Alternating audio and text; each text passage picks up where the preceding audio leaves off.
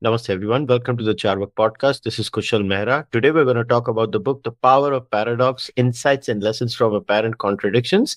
The book was written by Kamlesh D. Patel, as also he's affectionately called Daaji. But to talk about the book, we have with us Victor Kannan. Victor Kannan has been a senior functionary and a regional director for the Heartfulness Instituting, an international nonprofit organization with operating presence of heartfulness in over 150 countries. He's currently working as the chief financial officer for a group of private companies in America.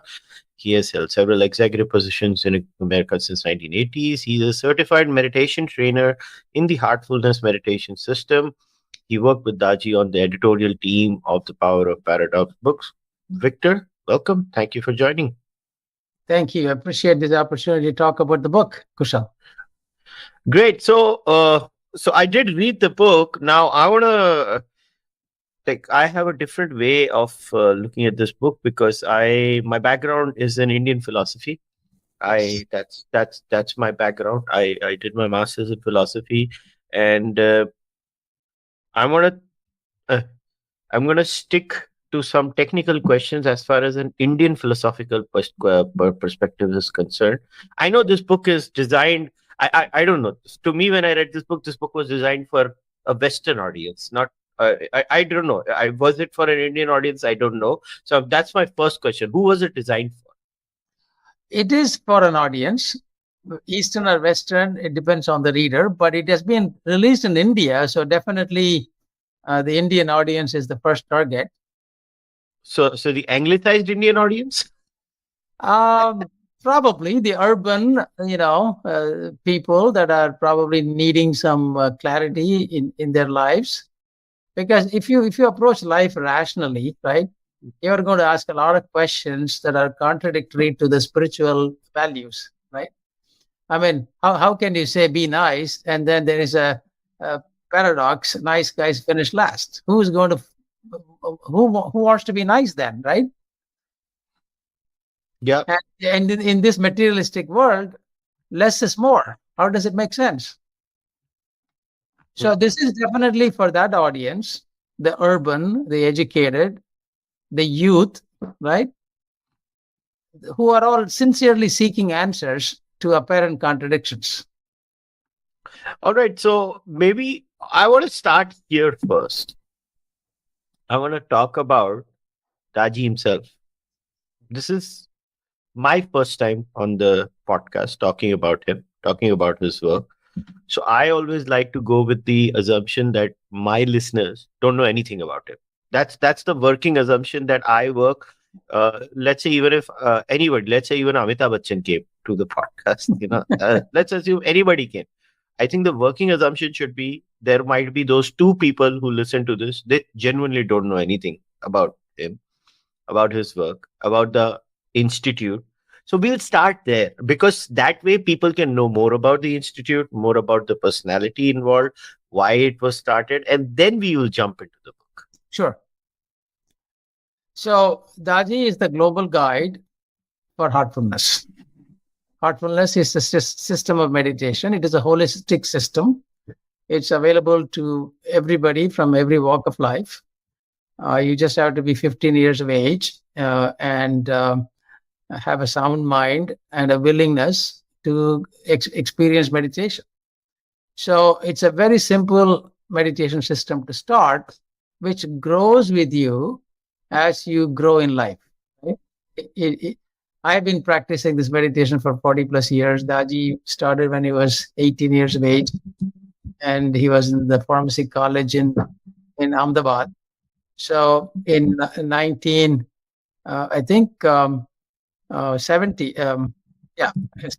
he started this practice. And, the gurus of the system found him to be capable of guiding the other seekers. And so he was, nominated and became a successor or the guide for heartfulness. In our system, there is no promotion. We don't ask for promotion. When the guru thinks a disciple is worthy of taking on, it is an awesome responsibility that is vested on that person. So Daaji was After he finished his pharmacy college, he came to the U.S., worked a little bit, and started his own pharmacy business. He had chains of business in the pharmacy industry in the New York area. Then he also simultaneously practiced meditation. On the one hand, he was growing in family. The other hand, he was growing his business. And the third hand, he was also growing as a spiritual person. And then in the mid 2000, he decided to go to India. I think he was asked to come back to India, and he was under the training of the guru in Chennai. And then he was asked to lead the organization. He had also met Babuji, who was the founder of this heartfulness system. So he has spent quite a bit of time going to Shahjahanpur and spending time with Babuji Maharaj. And so that's Daaji, right? Daaji, a simple man who was born and brought up in rural Gujarat near Baroda, finished his master's in pharmacy, came to the US, started a business, and also grew in family spirituality. And now he's leading this global organization. And he is passionate about combining science and spirituality. He's passionate about new topics that are very important to the youth of India and the youth of the globe. And so that's one of the reasons he kind of took a different approach and wrote this book. If not, it's all about spirituality, it's all about meditation, all about yoga and philosophy. But here, where the rubber meets the road for the youngsters, for the youth of India and the youth of the globe, they're asking questions, right? And this addresses those questions. The crux of this book is to offer some tools for people to sort things out. All right. So I'll share a little story of how the first time somebody told me to start reading books on him. So I don't even know if you know her or not, but she told me for the first time. So I think this was in 23. I recorded a podcast with Pragya Mishra. Yes. Pragya Mishra is with, I think, OpenAI, and that's what she's the country head of OpenAI. Yeah. So she is with OpenAI. She runs a podcast. She invited me on her podcast to talk. And that's when she had spoken to me about this. That was and she had told me, Kushal, I want you to read his work. You come from a very materialistic perspective about life. You are a Nastika and a Nirishwarvadi. So I want you to read this. And even if you disagree with it, I want you to critique it. That's why when Penguin actually came up to me and said, Kushal, there is a book like this, I was like, very good, I'll read it. Because I remember Pragya telling me about it, and Pragya telling me about it, and I was at that time I could not for some reason read the work, but this time when I got the opportunity, I did.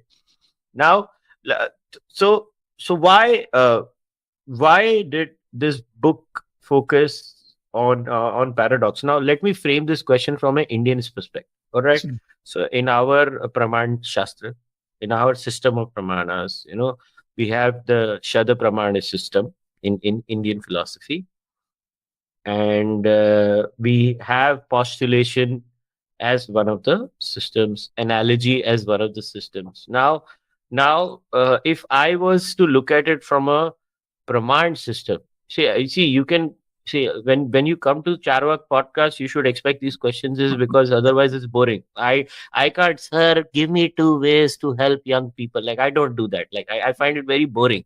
I'll go to sleep myself. It just. I look, not only will my listeners go to sleep, I myself will go to sleep. Yeah. So that's the thing. So my first question was like, how does a person like me, let's say I'm thinking from my perspective, not from the average person's perspective. So I'll start with me. I'm someone who loves to, philosophize, think about these things. Why am I born?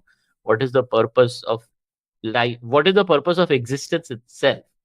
So paradox is at the core of our existence, right? If we look at it, I'm just sharing my random thoughts after reading this book.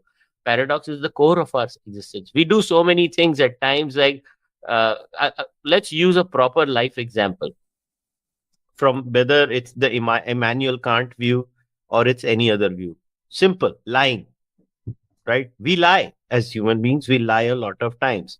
Now, overall, when we are born and raised, even there are stories in the Mahabharata where lying is explained in detail, where sometimes lying in context is very good. Let's say, you have you have a mob and Right. you hide a person inside the house and the mob comes, are you supposed to say that that person is in my house, please come inside and kill that person? No, you lie at that point of time to save that person. So what is the point of existence in a world where we live with our paradoxes as far as lying and many other things are concerned?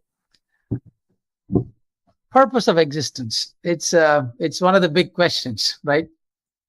Because one way we can say that I didn't choose to be born in the materialistic sense, and in the spiritual sense, we'll say no, you chose the most uh, appropriate environment for you to grow, for you to evolve spiritually, right? So even there are two angles of to the question. The answers are coming from two different angles, right? So if you were to ask, what is the purpose? The purpose is actually to find out what the purpose is. We are here, let's find out, right? And so, in my mind, if you happen to be in a forest, right? All of a sudden, you are put in a forest. You can be afraid, you can be curious, you can explore, you can experience, and it can make you continue to move on that in that direction. So, learning, doing, experiencing, we refine ourselves, right? So, in a way, purpose of life is to be able to really find out what gives us the sense of fulfillment in a very simple way. It's not to be noble, it's not to be liberated, it's not to merge. Forget about all those things because those are all statements made. If I feel curious about it, if I feel inspired by it, I'm going to follow it. If not, I'm going to just do whatever, whets my appetite. Because then it becomes, again, another natural tendency of seeking pleasure, satisfying myself. But if I became curious, inspired, right, by happenstance or by what we call a samskara, right? Or somebody comes and tells you, make a left, make a right, look at here, look at there. He, pushes the buttons of your curiosity and wonder, right? So to me, purpose of existence is to find out what it is all about. I would rather give an answer like that instead of saying the purpose is to be this or that. Because how does it appeal to me? Right? It doesn't appeal to me. So in that sense, existence itself is a paradox, That is correct. right? That is absolutely right. Which is why I asked you this question. I don't know which I was understanding it right or wrong. No, existence is a paradox, right? You didn't ask for existence. You are here. You got to find out what it is all about. And so, but there is a beautiful scenario that emerges, which is when you solve a paradox for yourself in your own mind, you cross a threshold into clarity. You don't have to convince anybody else, but you have such a clarity, and that to me is enormous in terms of how a person feels about oneself. So once you solve the paradox of existence, then your existence becomes meaningful, purposeful, and nobody needs to tell you anymore, get up in the morning and do your thing. So there are two lines that I've always found very fascinating. One is by Socrates. Socrates says an unexamined life is not worth living, Correct. right? It's connected to paradox, which is what I'm saying. Because so if I examine my life, I look at it in a very paradoxical way. And then there is a Punjabi poet, philosopher called Bulle Shah from where I am ethnically from, although I was born and raised in Maharashtra, but ethnically from Punjab. So Bulle Shah once in Punjabi, I will do the anuvad in English for others. Bulle Shah once said, "मैं एहो ही जानिया कि मैं कुछ नहीं जानिया." As in, the only thing I know is that I don't know. Right. So how do I reconcile the paradox of Socrates and Bulle Shah? Is my life. If I know that I don't know, and my purpose of existence is knowing, then how the hell do I live? No, the purpose of existence, existence reveals itself because you exist. You are here, you exist, you do things, and because of that, you are exploring existence. Existence will reveal itself as you march along, right? And in that, hopefully, you will find out your purpose, you will find out your meaning, whether it is love or whether it is potential, whether it is yoga, whether it is, uh, merging with Brahman, whatever, right? So, unexamined life is not worth living, according to Socrates, because he says, shake yourself up and then see if you can do something different, better, more new, right? That's the take on Socrates, right?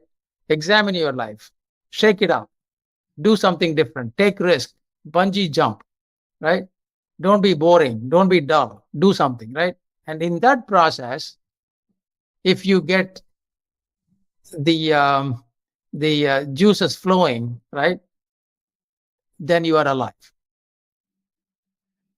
Now, Bulle Shah and many others have also talked about it. Yeah. That, what you know is fistful and what you don't know is the rest of this universe. That is a realization, right? There comes a point in one's life that they so-called come to the light, right? They are coming from the room of darkness, opening the balcony on a mountain resort, and then looking at the vista, right? So that happens in life's journey. So actually, you can connect the two. You can solve the paradox here between, Socrates and Bulle Shah, and say that examine your life, do something crazy, right? Experience life, become alive, and that point in time, you will see what you are able to wonder about the universe is a lot greater than what you have been able to invest and explore. Does paradox lead to anxiety? Is my first half of the question. Does it lead to anxiety? Paradox should not lead to anxiety. No, it should lead you to curiosity. But do you think when we live in our average life? So let me give you again. See, it's always nice to lead with examples, is because the average person loves examples. Then they can relate to it. In Hindi they will say, "Ah, ye mere saath hua tha," right? Kind of a thing. It has happened with me, kind of a scenario. Sure. So I like just money in itself, right? The pursuit of money, the pursuit of material success. Like, how much is money needed? Yes, money is. We live in a material world. Everything has a value to it. So to say I don't need it is kind of a lie in a modern world itself. But where the paradox comes is like, where do we draw the line? How much of it is needed? How much? And sometimes those thoughts generate uncertainty, and that uncertainty could generate anxiety in many people. Where is this is what exactly what I wanted to say. It should not lead to anxiety is understandable. Where but it does for many people where they don't know at times where. So I'll give you a YouTuber's example, right? A YouTuber like me, right? Now I am very much at peace. I have come to a stage in my life there. I don't chase clicks. I don't chase subscribers. I don't. Let's just go.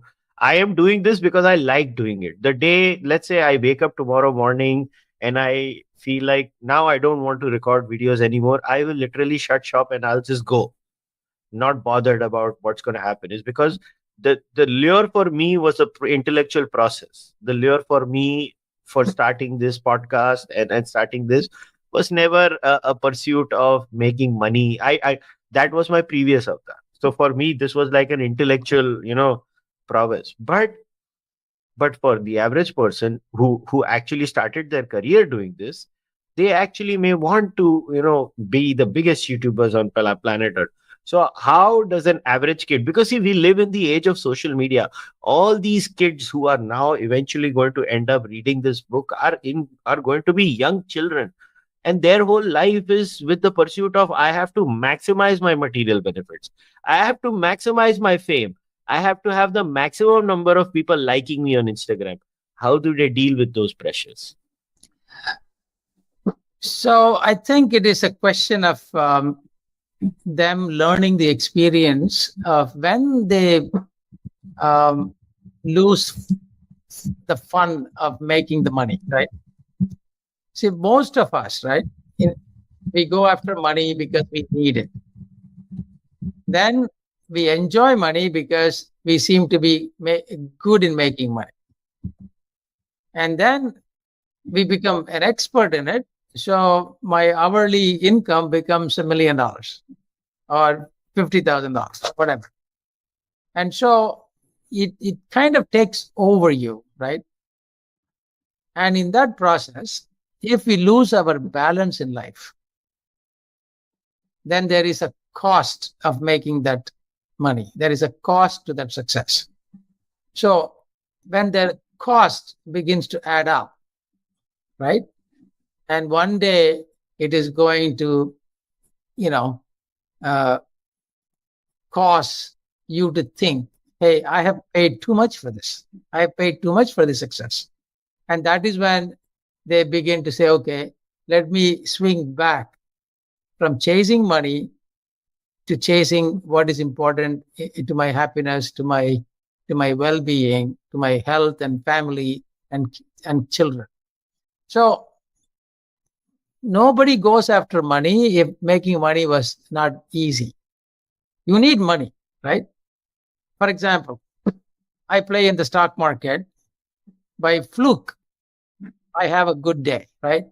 I put in 1 lakh rupees, I make 20 lakhs. Guess what? I'm not going to leave it. If it was so easy, I'm going to go back at it tomorrow, the day after, the day after. And all of a sudden, right? Even if I kept on making money, right? This idea of making money is taking hold of me. I'm not able to go have fun with my family. When I go out there, I'm thinking of stock market, right? And then I also want to wager more and more and more. And God forbid, one day the market collapses and my wagers have been tenfold. My losses are acute. And at that point in time, I lost money, I lost my family, I lost my health. So money is needed. If making money is easy, we are going to go at it constantly and put a lot of resources in terms of making money. But eventually, when there is an imbalance, and that imbalance is going to accumulate, and then that becomes a cost. And there will come a time where the cost is greater than my benefit. And then I have to pause and think at that point in time. At that point in time, I have a new knowledge, new revelation, wisdom. Then I begin to say, okay, let me balance my life.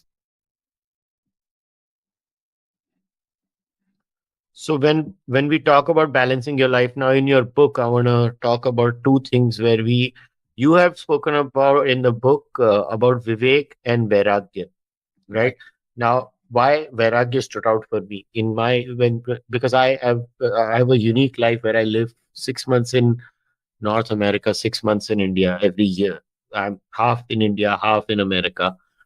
Um, I dabble with both worlds. And what I realized in my life was something where the Eastern philosophical background uniquely stood out is that us in the East, we managed to have two things that are unique to our philosophy, and one of them is Vairagya, actually, in Right. my view.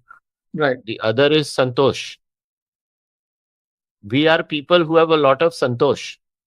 So, while we will have an Ambani and an Adani, right? Right. We will also have equal reveration for a fakir. Our mind can celebrate an Ambani and an Adani and a fakir with equal rigor. This is what I have realized. I could be completely wrong in my understanding of what differentiates these two cultures in some unique way. When I say the East, I mean actually Japan, China, India, Korea, and all these extended cultures. I think this is a unique thing about the philosophy of the East, even Chinese philosophy in that sense. They are able to celebrate. I'm not talking about celebrating poverty. I'm talking about celebrating, that Life. freedom, the mental freedom, where you're free from material wants or material demands. Now, how are we as a culture? Because listen, this book is going to be in India. Although, I mean, I have 50% of my base outside India, but let's assume right now we're talking about the 50% of here. How are we as a culture able to handle this paradox where we like the Ambani naturally? We are all of us. We'll celebrate Ambani's success also. Other than the few socialists of India, everybody else has no problem with Ambani. They are very happy looking at his very tall building. They're like, Baba, he's made so much money. And at the same time, this is the same culture which lines up to go to Sai Baba also, right? In Yes. Maharashtra, I'm from Maharashtra. We have a line going to Sai Baba. Shirdi Sai Baba. So Right. how do we manage that? Why do we manage that, in your opinion? I think we are lively people. We are lively people. Everything is an expression of life. There is an enormous amount of acceptance and tolerance. And I tell you, in the US, I've been here for 40 plus years now. And I tell people the hospitality of the Indian heart is what made all of the foreigners, Westerners, Europeans, and others come into the country. And they thought they were invading, and we thought they were visiting, right? So we didn't have this idea that anybody would come and fight with us. I'm talking about those days, right?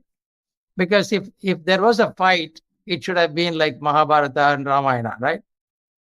Anything less than that is not exciting for us, and we don't participate. You want to come in, right?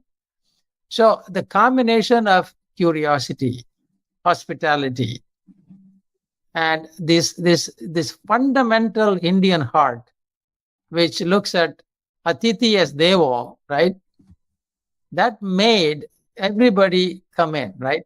Now, because of that, we want to engage with the fakir, right? If a fakir is dancing or fakir is playing a violin, my God, he has got a following, right? And if Ambani or Adani, if this, if they make money or have a wedding or build a tall building or screw things up in their corporate world, there is a following, right? So we are basically curious people with this heart which opens up, right? And contributes in some way. A spectator contributes to a performer, right? Because without a spectator, performance is boring, right? So we are that.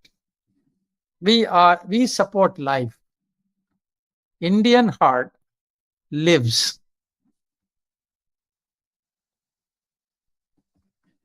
Now, do you think at its core, one of the key problems when it comes to existence of paradox, and now I want to touch into how do we approach paradoxes. Do you think paradox generates anxiety in many ways also at times, and that is why we need to have a process to deal with? Is that the reason this book was written? To show people that you can deal with the anxiety that is generated through it? That is what I came across, because when you have that section where you show the approach, the four Yeah. step process that you have there. Yeah, DARE, yeah. Hmm. So it is not anxiety as much as confusion or lack of clarity. So suppose you deal with your life with with um, with a chalega attitude, right? You are living a compromised life.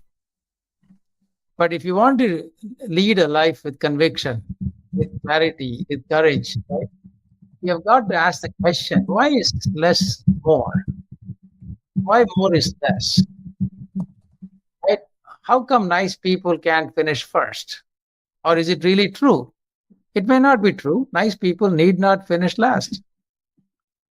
So it is not. I mean, I'm not able to relate to the word anxiety, because when you explore truth, you are more curious than anxious. You are more interested in exploring than otherwise.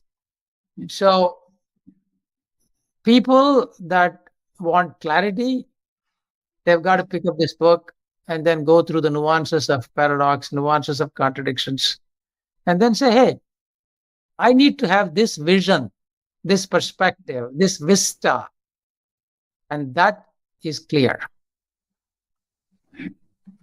So, how did you guys go about picking the 27 paradoxes? Because there are 27, right? There are 27 in this book, yes. Yeah. So, why these 27? The nation wants to know, in the words of the great Arnab Goswami. No, I mean, you can say 3 by 9 is 27, but and 27 is a nice age where you are going to be taking your life seriously, especially in these days, right?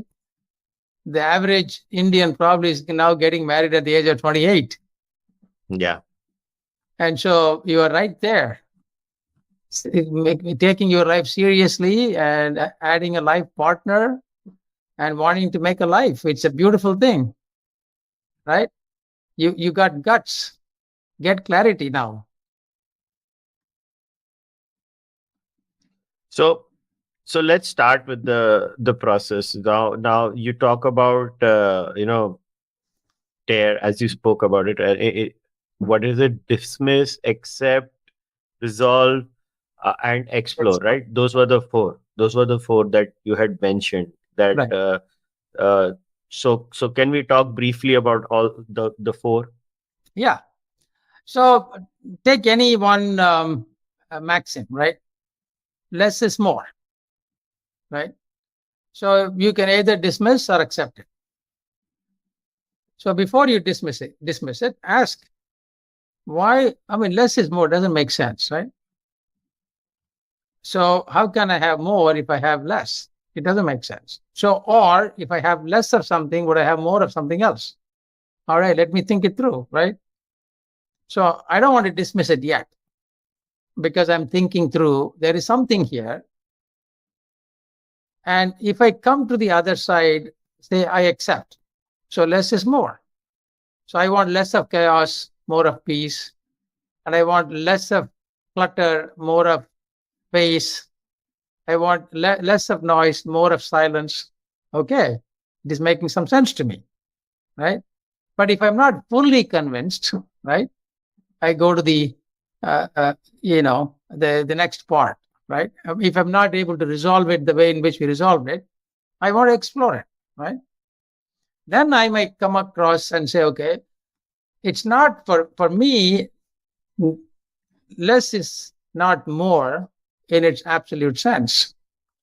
Some less is less, some more is more, right? And so I am resolving it in my own manner and exploring the paradox in my own manner.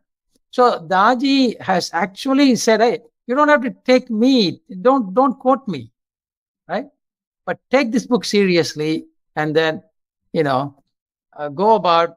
If you want to dismiss it, move on to the next chapter, right? If you want to accept it, okay, pursue it. Less is more. I accepted it, right? So what is it that I have to do less of in order for me to experience more of something else, right? Let me go at it. Or I'm not sure, let me resolve it. Okay, I'm going to resolve it. I'm going to take half of this, half of that, right? But explore. Because when you explore, that's the thrill. That's where the thrill is. Because it is your own exploration, not somebody else telling you there is God. Now, I'll ask you a follow up question. We live in one of the most, what word am I using here? Now, you might say, why do I keep using anxiety? I don't know if you are on social media. You seem way too happy to be not on social media. I am You're not. not. I am That's the not. whole idea. That's why you don't understand anxiety. You are not on social media. See, people who are on social media, right? See, it's like a drug. The basic functioning of all social media companies is what? It is basically getting you hooked. It is a game of spanning your entire population, looking around and just finding, as they say, you know, customers. That Yeah. And the whole idea of social media is to get you hooked onto it. Yeah. And now there is enough research Right. to show that it generates anxiety, especially in young girls. Oh my God. And yeah, it does. There is Dr. Jonathan Haidt often talks about it. He's a very well-known professor in the United States of America. He's Yes. been talking vociferously about how young children should not be given access to many of these things, and young children should be kept away from social media. And which Right. is why now it's easy to say just don't be there. And I was like, yeah, that's not doable. But how does a young child who uses Instagram, who uses X, who uses other, whatever, TikTok, if, I mean, in India, there is no TikTok, but I mean, in other parts of the world, there is TikTok. How do young children, because the amount of emotions and the amount of confusion that is created in your mind through social media. I'll give you again, when we deal with examples, it's easier. So, there was this research done by the Skeptic Society of how people tend to overestimate things. Right. Skeptic Society went around asking people, you know, what do they think about X? What do they think about Y? Like, how much money do we give for foreign aid, hypothetically?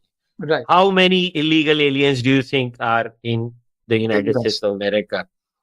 And depending on the political leaning, the answer was always of a baseline, where if you are of a certain bent, let's say you are right wing, you would be like, oh, there are too many illegal aliens.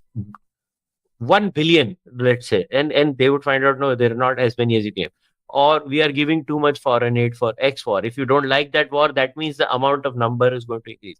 But what happens at the core of this entire phenomenon, what I've realized is we are a perfectly primed species for bias, right? At the end of the day, we are just primed for bias.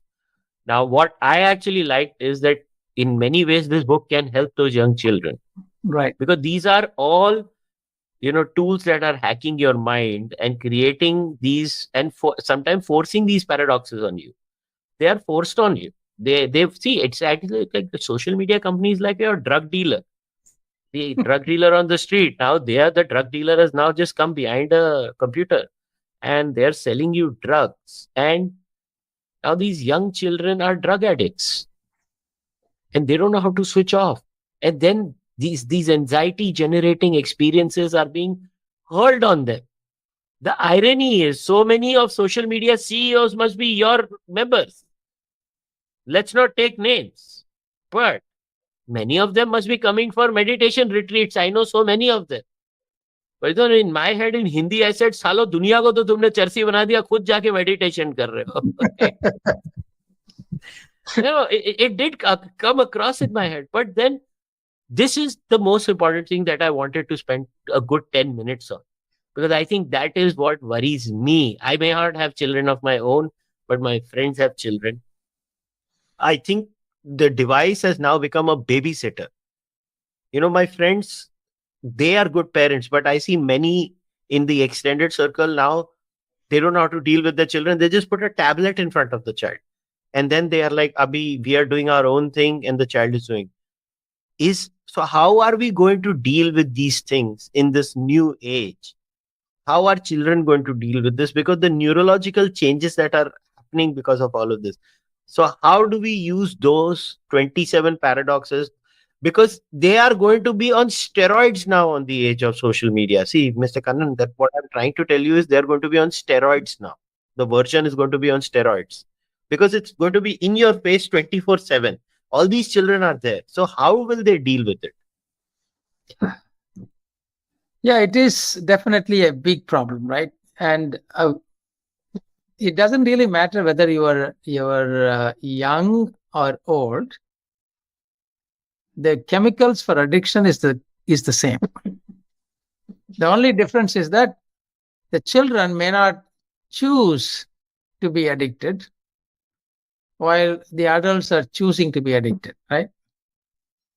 So the chemical that the endorphins and things like that produce the addiction is the same. Now, how do we fix the problem, right? The problem has to be fixed by the society at large, and unfortunately, I don't see anybody coming forward to fix the problem, right?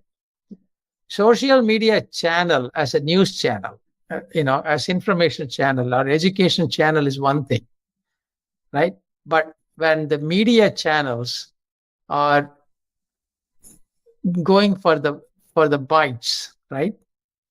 Going for the chemical hormones in your brain, right? That's the problem. So that is self indulgence, right? So that part of social media that promotes self indulgence, right? That is where the addiction comes. And so if the elders in the room, right, or if the statesmen in Congress or the leaders in our social organizations, if they come together and then make a resolve that our future is much more at stake if we don't do anything today about this problem. So anything that promotes indulgence, right, it needs to have a timeout. Whether the cosmetic industry or the stock market, where everybody boasts about how much money they made, nobody comes across and says that I lost money, right? If you want to know whether the guy is making money or not, just follow him along for 6 months, right? After 6 months, I don't know what happens, right? So most of the people brag about the success, while success is only found in 10% of the cases. So there is an exaggerated amplification of the indulgent part of the social media, and that needs to be curbed, and it can be curbed only by the adult in the room, the elders in the room. And so that is very important. I think, in the gambling industry, in the alcohol industry, the government forced them to put a label, right? Drink responsibly, right? Gamble responsibly. Even on iPhone, if you're watching YouTube for a long time, it'll come and say, "Are you still watching? Do you still want to continue?" Right? These are the little acts of responsibility that is kind of coming through, but it should not be inspired by guilt, right? Or fear. It should be inspired by, well-informed decision, saying that, yes, this addiction is a problem. It's going to ruin everybody, right? And so it is very important, I think, what you touched upon is extremely important. But who is going to do it? I think Daaji has definitely called on the politicians to look into this, right? Because civic society, right?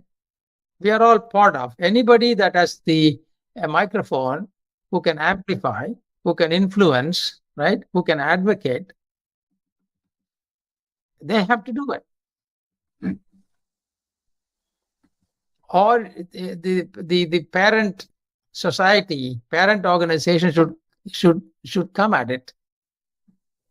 But unfortunately, as you rightly said, both the parents come home tired. They want to feed the kids to YouTube so that they can relax. So it is a problem. It is a problem, and it has to be resolved by intervention, or a disease has to happen, like smoking, right? Smoking was cool in the 60s, 70s, all the way through 80s. Now smokers are pariahs, right? They got to go to their bin to smoke. They cannot smoke freely.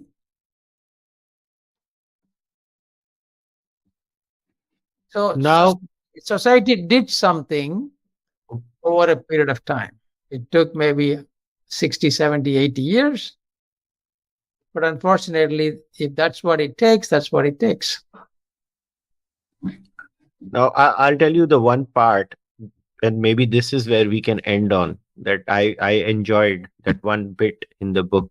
This is page number 185, I think. Yeah, 185. Is ignorance a sin? That bit. Now, more often than not, a lot of times we are told ignorance is bliss. That because if I know more, then I think more. That I think more, then I get more tension. And then I get tension, then I want to get bugged by more people. So ignorance is bliss. Just ignore the whole world. Now you have come up with a completely different thing. So you say the idea that ignorance is sin holds more relevance for adults than for children. As adults, we cannot afford to remain ignorant because that ignorance may lead us astray. So it is our responsibility to educate ourselves and study subjects that are relevant to our lives. I think a lot of people are going to come say, "Arey, phasa rahe ho. Why do you want me to know more? I was happy without knowing." How do you deal with ignorance? No, the problem is that, again, the awakening has to happen that what I don't know is not blissful. It's going to hurt me. It's like somebody says, go and check your cholesterol. You are 40 years of age. You have a big belly, right? You're too young to die. So go check yourself out, right? If you check yourself out, and if the cholesterol is high, you can change your diet, do some exercise, and then eat healthy. You will live longer, right? Your children will have children, and you'll become a grandparent, right? If that doesn't inspire you, and you say, I don't want to know anything, what happens? One day we drop dead, right? So we cause an abrupt chaos for our families. So I take that as an example. So ignorance is not bliss for a person who should take care of himself, take care of their lives and families. And so the best example is the example of knowing your health, right? Knowing your vitals, knowing your, blood panel. Go and get your blood panel done every 6 months or every year. It is as simple as that. Yeah, for me, the problem with like my problem has always been that I read too much. Then I read too much. I ended up thinking too much. When I think too much, then I bother about the world too much. That's the problem. So a lot of times my friends say, "See, this is your problem because you read." So if we don't read, we don't know what's happening around us. It Nothing is happening around us. Hashtag sab changa si. Everything is good. No, but if you flip it on its head and say, I got a solution, right? I I mean, I I tell you, a solution will inspire you more than being ignorant of a problem. True. I think that is the perfect way of putting that ignorance is not bliss. Actually, ignorance is in fact ignorance is the greatest problem that faces the world today. It is, it's a combination of us being ignorant and living on social media that has made us compulsive opinionators. We are opining too much, ignoring way more. That we should What we should ignore, we don't ignore. What we shouldn't ignore, we do ignore. What we shouldn't ignore is knowing more, reading more. Maybe that would make us wiser. We don't do that. What we should ignore is not getting this urge to opine on everything on social media. We refuse to stop doing that. We opine on things we have no freaking clue about. Like, I should not be opining on the United States of America beyond a point. But social media algorithm says when you opine on social media on America on the day President Trump joins as the 47th or whatever president or whatever number they have of their presidents, you get a lot of engagement. So you become an American expert on that day. And we live in this world. We live in the world where everybody is an expert. But before we wrap up, Mr. Kannan, is there anything else that you would like to tell anyone? I mean, I would like to explore people to or urge people to pick up this book, read this book, and there is this beautiful stillness paradox, right? I think people should experience it. We are feeding the noise, and we are getting carried away by the noise, and we are losing our ability to listen to music. And so I urge people to pause and close their eyes, meditate, breathe, experience being alone but not lonely. Experience the wisdom that is waiting to reveal itself within you. And then the interaction with the world becomes more interesting.